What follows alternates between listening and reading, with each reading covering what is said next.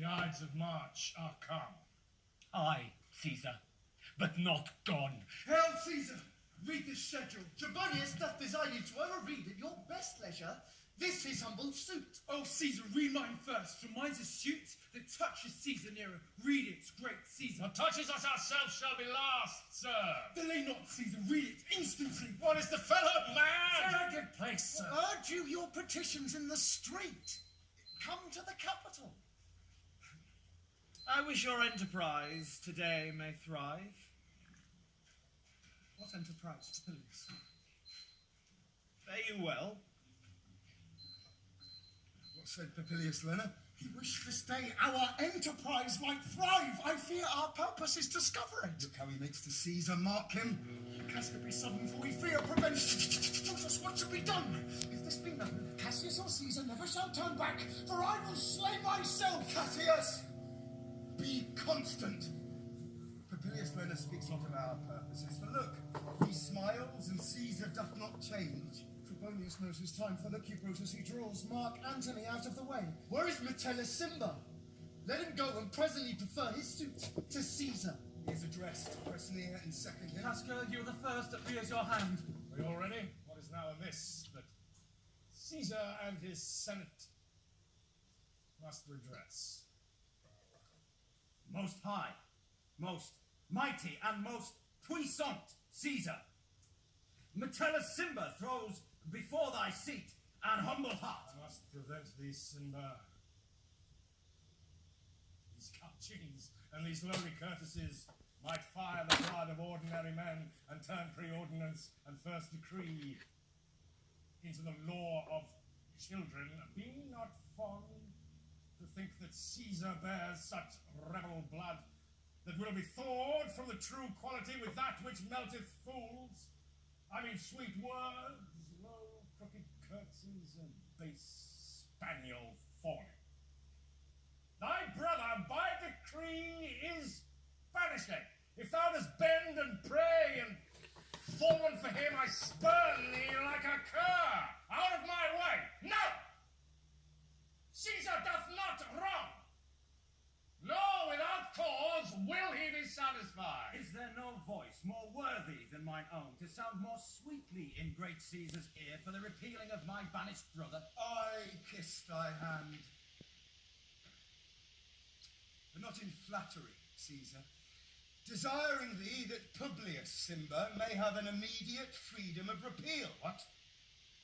Brutus? Pardon, Caesar. Caesar, pardon. As low as to thy foot doth Cassius fall to beg enfranchisement for Publius Simba. I could well be moved if I were as you. If I could pray to move, prayers would move me. But I am constant as the northern star, of whose true fixed and resting quality there is no fellow in the firmament.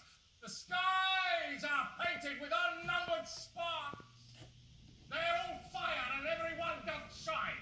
But there's but one in all doth hold his place. So in the world, 'tis furnished well with man and man of flesh and blood, and apprehensive yet in the number I do know but one that unassailable holds on his rank, unshaked of motion, and that I am he. Let me alone show it, even in this, that I was constant. Simba should banish, and constant to remain, to keep himself. Oh, Caesar! Hence wilt thou lift up Olympus? Great Caesar, Doth not Brutus bookless kneel? speak hands for me.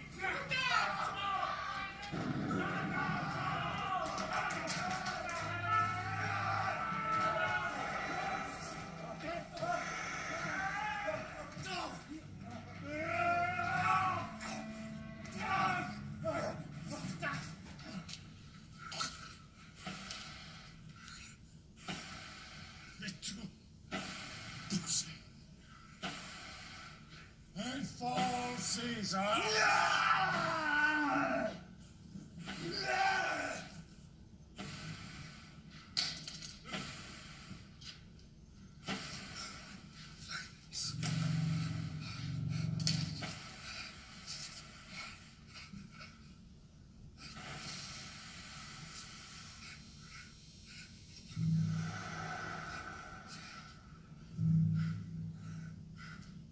Liberty! Freedom!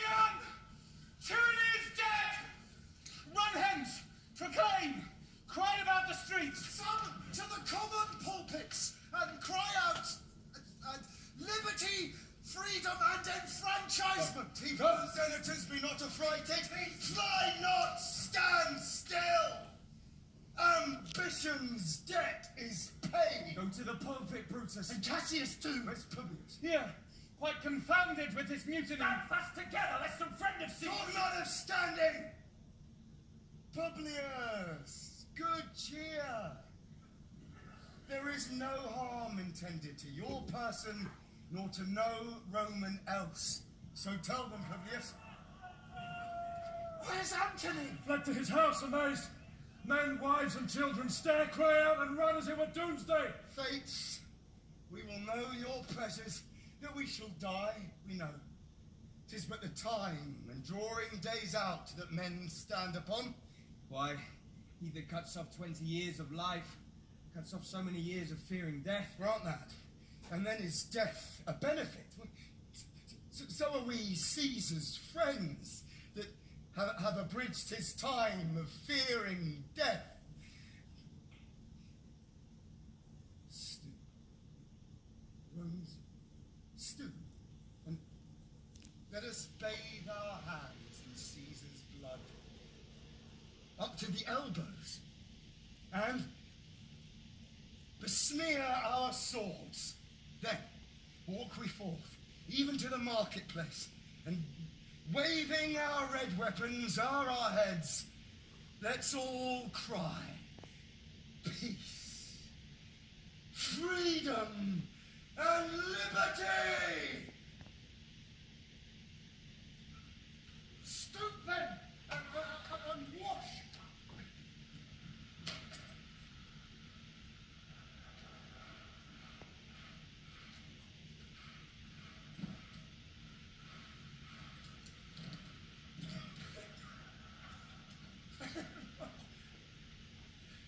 How many ages hence shall this our lofty scene be acted over? In states unborn and accents yet unknown? How many times shall Caesar bleed in sport that now lies here no worthier than the dust? As oft as that shall be, so often shall the lot of us be called. The men that gave his country liberty. What shall we forth? Aye, every man away. Brutus shall lead, and we will grace his heels with the most boldest and the best hearts of Rome. Soft, who comes here? A friend of Antony. Thus Brutus did my master bid me kneel. Thus did Mark Antony bid me fall down, and being prostrate, thus he bade me say, Brutus is noble, wise, valiant, and honest. Caesar was mighty, bold, royal, and loving. Say, I love Brutus, and I honour him. Say, I feared Caesar, honoured him, and loved him.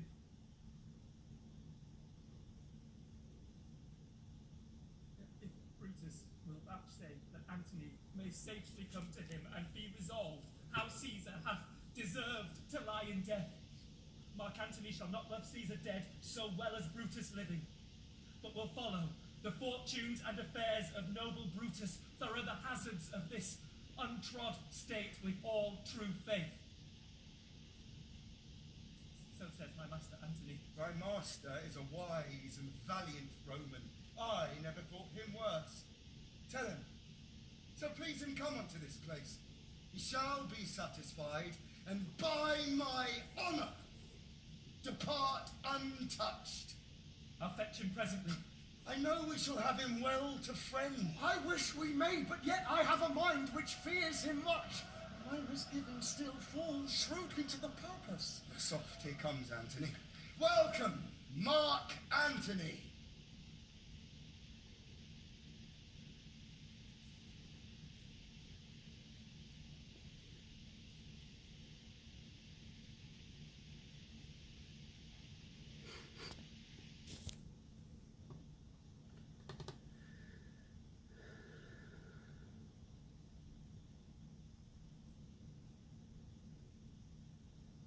Almighty Caesar, dost thou lie so low?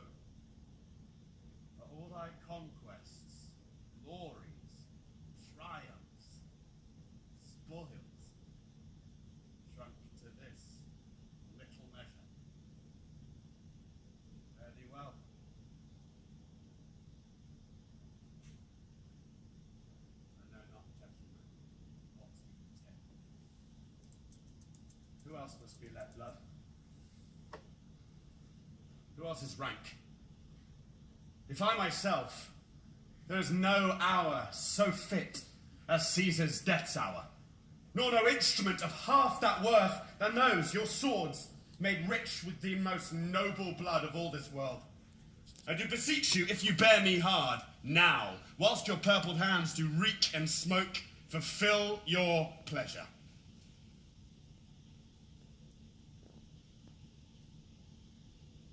Live 1,000 years, I shall not find myself so apt to die. No place shall please me so, no mean of death as here, by Caesar and by you, cut off the choice and master spirits of this age. Oh, Antony! Beg not your death of us, though now we must appear bloody and cruel, as by our hands in this our present act, you see we do. But see you but our hands, and this the bleeding business they have done. Our hearts you see not. They are pitiful, and pity to the general wrong of Rome hath done this deed on Caesar. For your part, to you, our swords have leaden points, Mark Antony, our arms in strength of malice, and our hearts of brother's temper, do receive you in with all kind love, good thoughts, and reverence.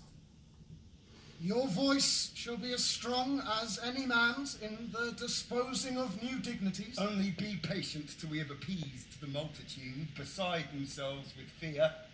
Then we will deliver you the cause. Why I, that did love Caesar when I struck him, have thus proceeded. I doubt not of your wisdom.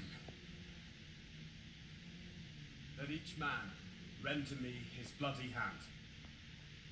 First, Marcus Brutus, will I shake with you. Next, Caius Cassius, do I take your hand.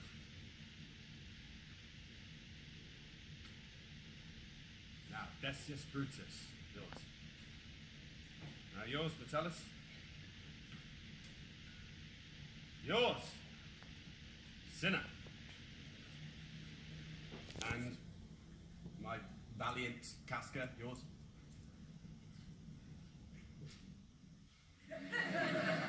Caius Ligarius, yours.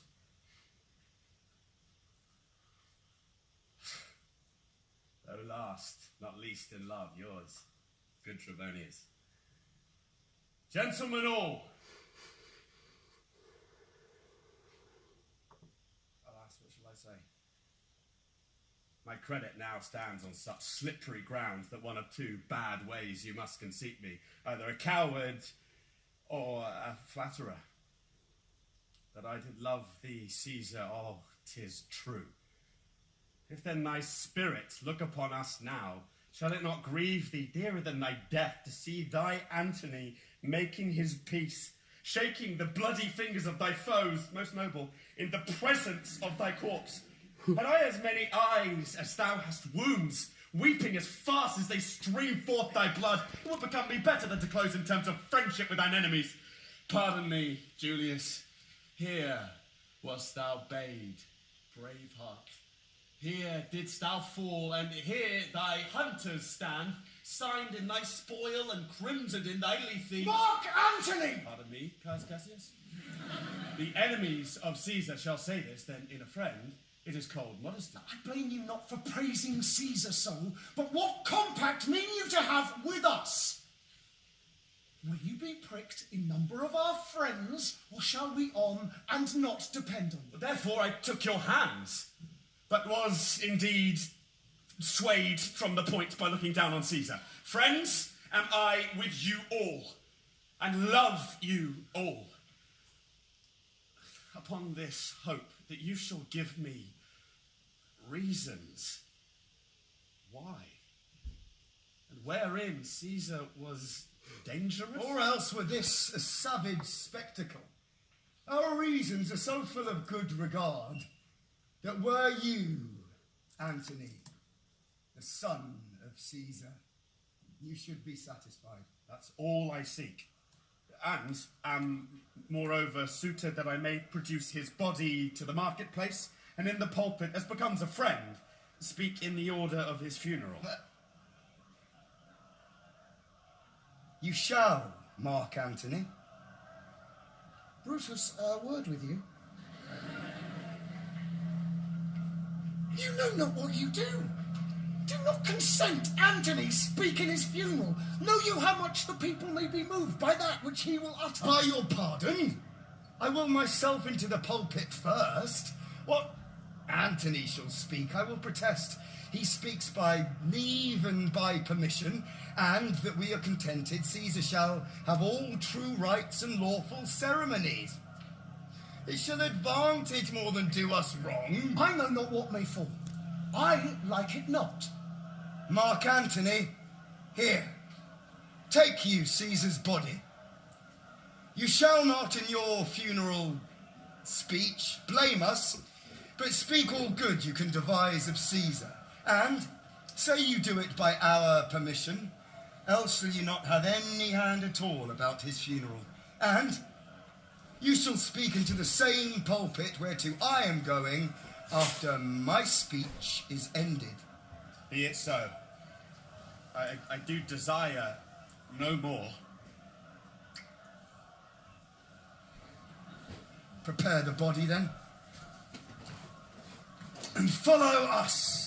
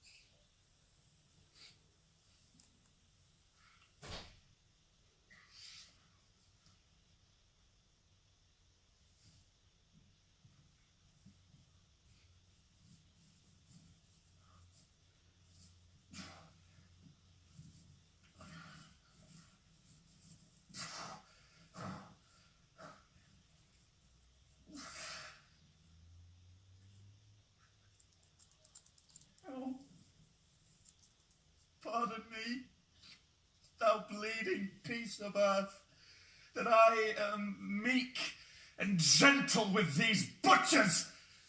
Thou art the ruins of the noblest man that ever lived in the tide of times. Woe to the hands that shed this costly blood.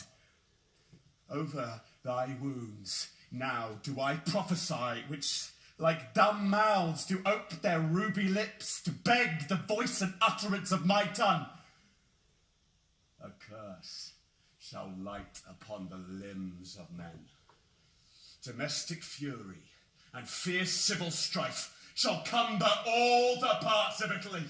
Blood and destruction shall be so in use, and dreadful objects so familiar that mothers shall but smile when they behold their infants courted with the hands of war, all pity choked with custom of fell deeds, and Caesar's spirit, ranging for revenge, with Arte by his side come hot from hell, shall in these confines, with a monarch's voice, cry havoc, and let slip the dogs of war, that this foul deed shall smell above the earth, with carrion men groaning for burial.